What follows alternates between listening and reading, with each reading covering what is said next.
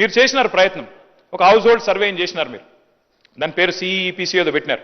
మాట్లాడితే మమ్మల్ని అంటారు కేసీఆర్ పాల్గొనలే, కేటీఆర్ పాల్గొనలే, హరీష్ రావు. సార్ మేము ముగ్గురం అఫిడవిట్లు ఇచ్చినాం, ఎలక్షన్ అఫిడవిట్లు మీ కాడనే ఉన్నాయి, ఎలక్షన్ కమిషన్ కార్డు ఉన్నాయి, అలా నేను ఓసీఆ బీసీఆ మీకు తెలుసు, నేను పాల్గొంటే ఏంది పాల్గొనకపోతే ఏంది, కానీ తప్పు చేసింది మీరు. ఇవాళ 6% రిజర్వ్ 6% జనాభా తగ్గింది మీ సర్వేలో. కేసీఆర్ గారు చేసినప్పుడు హౌస్ హోల్డ్ సర్వేలో కేసీఆర్ ప్రభుత్వం చేసినప్పుడు 52%గా వచ్చిన బలహీన వర్గాల సంఖ్య 6% ఎట్లా తగ్గింది అనే ఆలోచన మీరు చేసిండ్రా? ఎక్కడన్నా రివ్యూ చేసిండ్రా? ఎన్నడన్నా ఒక్కసారి ప్రయత్నం చేసిండ్రా చిత్తశుద్ధితో? అది చేయలే. ఎంతసేపు ముగ్గురు పాల్గొనకపోతే 6% తగ్గుతుంది అధ్యక్ష? మేము కేసీఆర్ గారు, నేను, హరీష్ రావు గారు పాల్గొనలేదు. సరే, మాది ఏందో ఎలక్షన్ అఫిడవిట్ ఉండనే ఉన్నది, అందులో మేము ఓసీఆర్ బీసీఆర్ రాష్ట్రం అందరికి తెలుసు, తెల్లారలేస్తే ముఖ్యమంత్రి గారు దెప్పి పొడుస్తానే ఉంటాడు.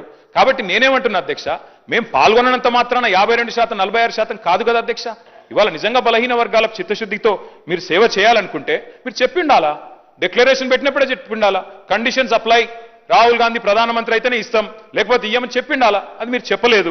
ఇవాళ మీరు మమ్మల్ని అంటా ఉన్నారు. ఇంకొక మాట నేను అడుగుతా ఉన్నా, మా పొన్నం ప్రభాకర్ అన్న అంటే మాకు గౌరవం, వారు నిజంగా కూడా తప్పకుండా ఉద్యమంలో పాల్గొన్న వ్యక్తి.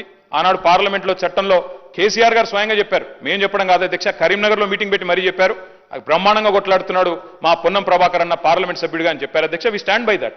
మీరంటే గౌరవం ఉంది, వారిని నేను కోరుతా ఉన్నా అధ్యక్ష, వారు చెప్పాలి.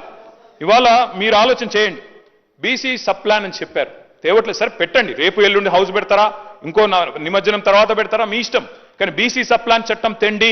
ఎందుకంటే ఒక పదవులతోనే రాజకీయంగా అవకాశాలు ఇవ్వడంతోనే న్యాయం జరగదు, సామాజిక న్యాయం, ఆర్థికంగా రాజకీయంగా అవకాశాలు రావాలి అంటే ప్రభాకర్ గౌరవ సభ్యులు చెప్పినట్టుగా బీసీ